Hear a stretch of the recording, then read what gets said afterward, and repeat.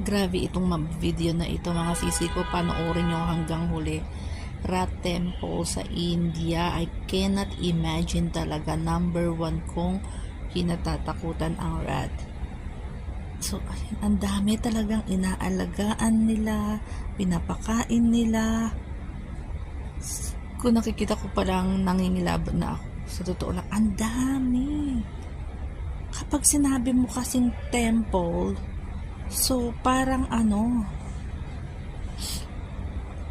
parang mga Buddha yan na ikaw, na mga pinaniniwalaan nyo. So, ano ba? Gusto ba nilang mabuhay as a rat? Hindi ko maintindihan yung pag-iisip. Pero I don't judge them, ha. Siguro, yun yung kanilang culture.